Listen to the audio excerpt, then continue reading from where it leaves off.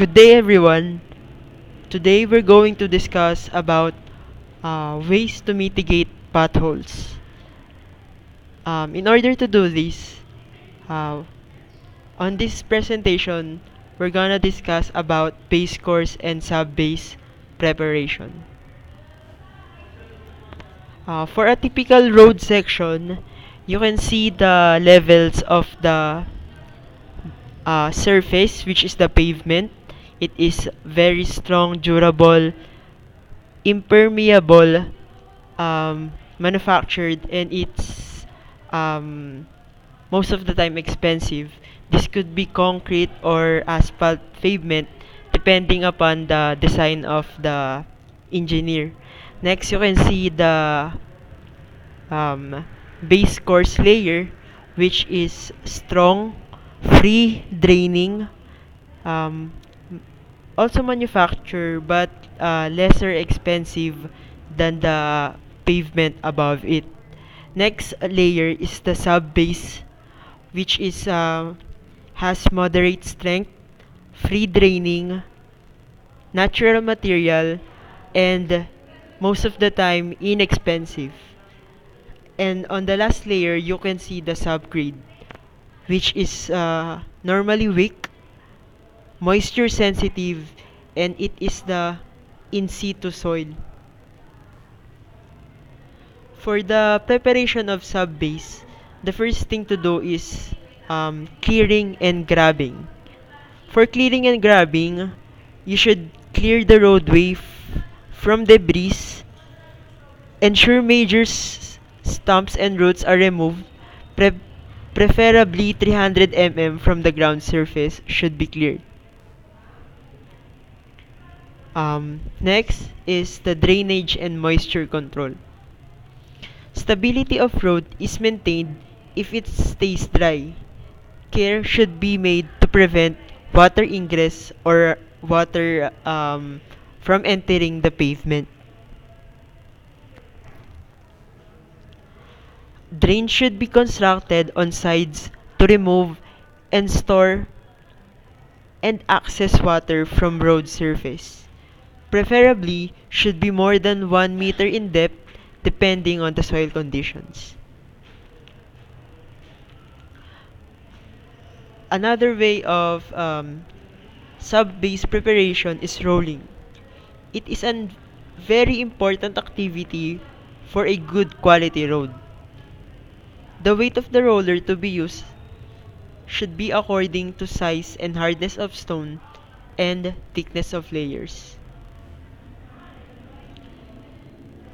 For the process of rolling, you should start from the edge and move towards the center.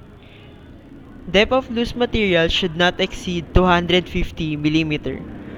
For higher thickness, install in layers. Each strip should be overlapped by 1/3 of its width. Preparation of subbase.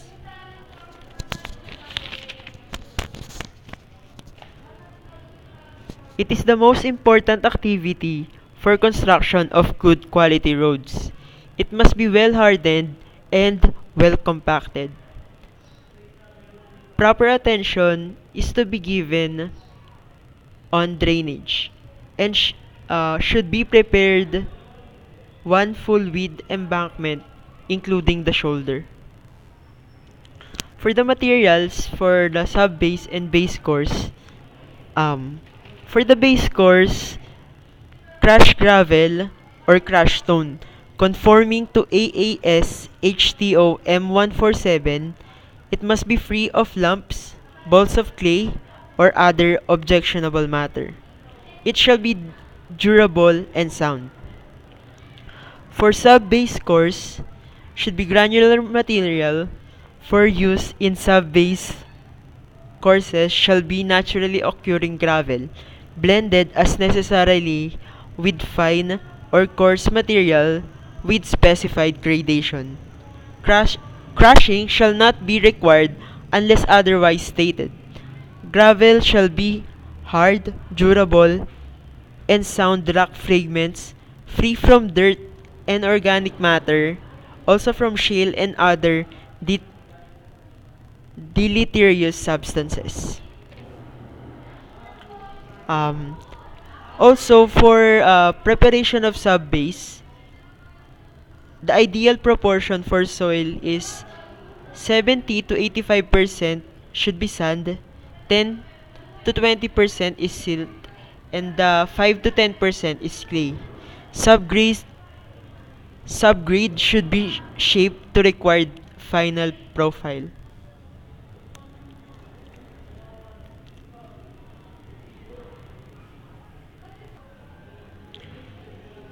Another technique to for good subbase preparation is the stabilization of the subbase.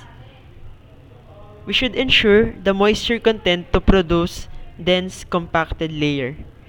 Blending of materials for stabilization may be gravel, crushed stone, crushed slag, soft aggregates, natural sand, or clay. Stabilization is done in layer with maximum up to 200 mm when compacted.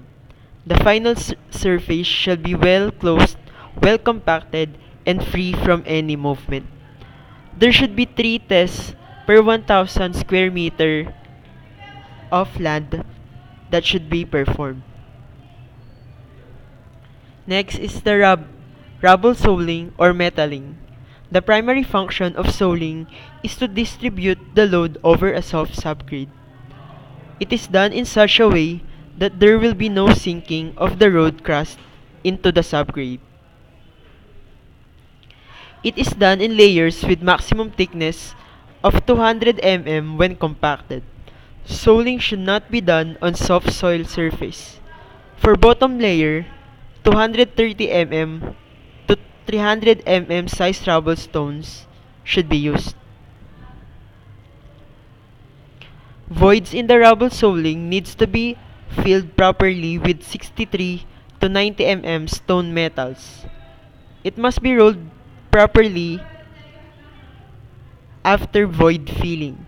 Further voids can be filled with sand, gravel, or yellow earth and consolidated property in every layer. After all the preparation has been done, there should be a quality check for the subbase.